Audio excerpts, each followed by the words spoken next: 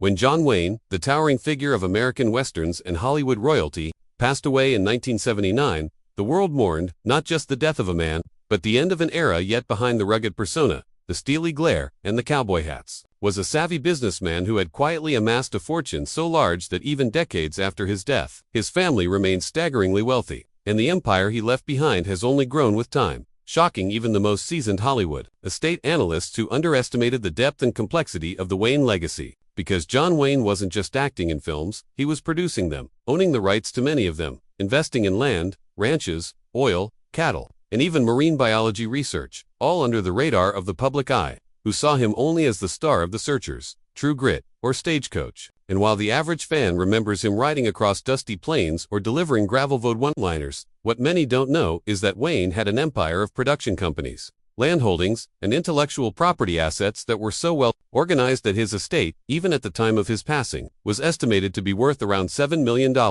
equivalent to over $30 million today. And that was just what was publicly disclosed, as deeper financial trails showed that Wayne had interests in offshore accounts, royalties that kept flowing from film releases, TV rights, and merchandising deals that expanded far beyond posters and DVDs, including everything from coffee, brands to commemorative coins, belt buckles, limited edition rifles, and even full-blown museums dedicated to his legacy that pull in revenue streams to this day. And as time passed, his image became not just a memory, but a brand, with the Wayne family registering and protecting trademarks like John Wayne, Duke, and even his signature, all of which became the foundation of a licensing empire that rafts in millions annually from everything from whiskey labels to action figures. And despite legal battles with major corporations, including a major lawsuit against Duke University over trademark rights to the name Duke, the family has always come out on top, thanks to the ironclad structure Wayne put in place before his death, ensuring that his children and grandchildren wouldn't just inherit memories. They'd inherit capital, land, intellectual property, and legacy rights worth tens of millions.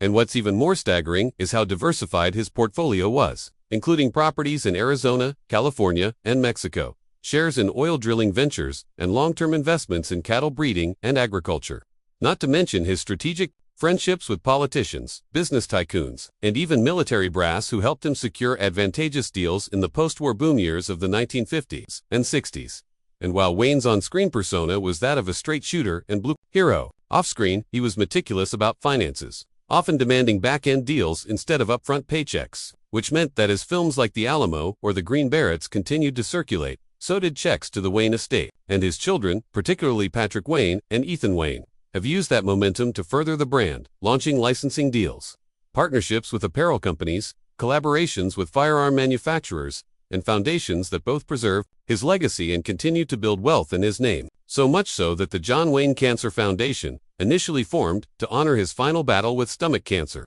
became not only a philanthropic arm of the estate, but also a branding vehicle, selling memorabilia and holding fundraising events that double as promotional showcases for the Duke brand, pulling in both admiration and revenue. And when you break down the numbers, what emerges is a machine-ostomous business empire that's still growing, with current estimates of the families combined worth exceeding $100 million. A staggering figure when you consider the fact that Wayne's image remains evergreen, appearing in commercials, limited edition product lines, and even ends in recent years, proving that while John Wayne the man died in 1979, John Wayne the icon never left. He just evolved into a corporate powerhouse with his family at the helm, managing an inheritance that is equal parts wealth and responsibility. And with each passing decade, the money continues to pour in from unlikely places: foreign syndication of his films, military partnerships who honor Wayne's contribution to patriotic cinema, and even international fan clubs in countries like Japan, Germany, and Brazil, where his films are still revered and replayed regularly, contributing to a royalty network that never sleeps. And what's even more impressive is how Wayne's descendants have embraced the business, not merely resting on their inheritance, but expanding it with new ventures, digital marketing, strategic PR, and careful stewardship of the image that made John Wayne a symbol of a bygone America. And all of this, from dusty boots to digital coins, began with one man who understood far better than most that fame may fade,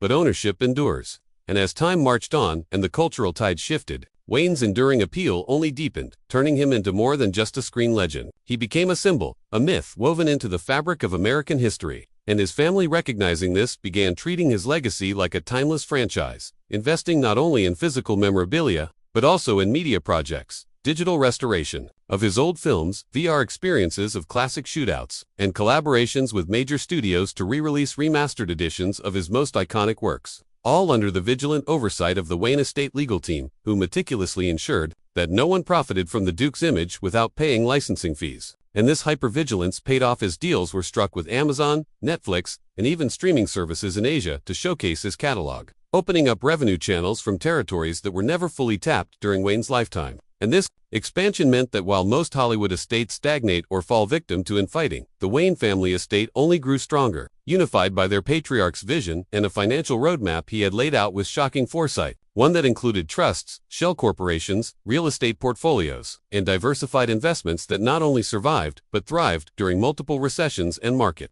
crashes thanks to long-term assets that didn't rely on flash-in-the-pan trends but on stable generational wealth, cattle, timber, oil, and land commodities that retain value no matter what. And this grounding in traditional investments was complemented by a bold move into modern branding as the family embraced social media, e-commerce, and podcasting to introduce John Wayne to younger audiences, launching lifestyle brands that leaned into his cowboy ethos with everything from Duke-branded bourbon to rugged outdoor gear, flannel shirts, boots, and survival kits that rad in millions by evoking the same rugged self-reliance that Wayne portrayed on screen. And each year, merchandise sales alone generated income streams many living celebrities would envy, proving that the Duke's name still sold not just to nostalgic boomers, but to Gen Z adventurers drawn to the grit, integrity, and larger-than-life character Wayne always embodied. And with strategic annual events like John Wayne Day, museum tours, rodeo sponsorships, and exclusive merchandise drops, the estate cultivated a cult-like loyalty among fans that turned them into customers, donors, and brand ambassadors, multiplying their reach and revenues.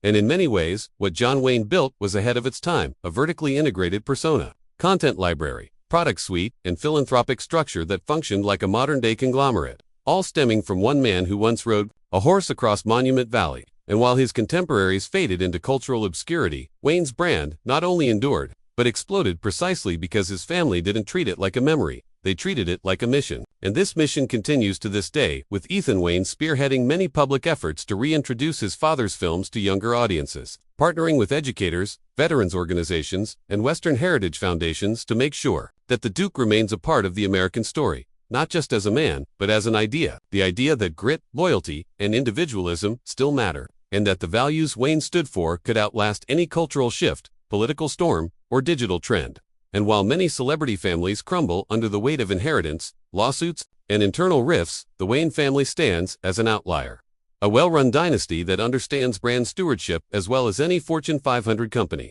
And so, as the royalties pile up, the merchandise flee shelves, the licensing deals expand, and his films get remastered yet again, one thing becomes crystal clear. John Wayne didn't just leave behind a fortune, he left behind a machine, a cultural engine that his family operates with pride, precision, and purpose. And it all started with a simple belief that authenticity sells, that stories matter, and that if you take care of your legacy will take care of your family. In this case, to the tune of a 9-figure inheritance in a brand that remains bulletproof to this day.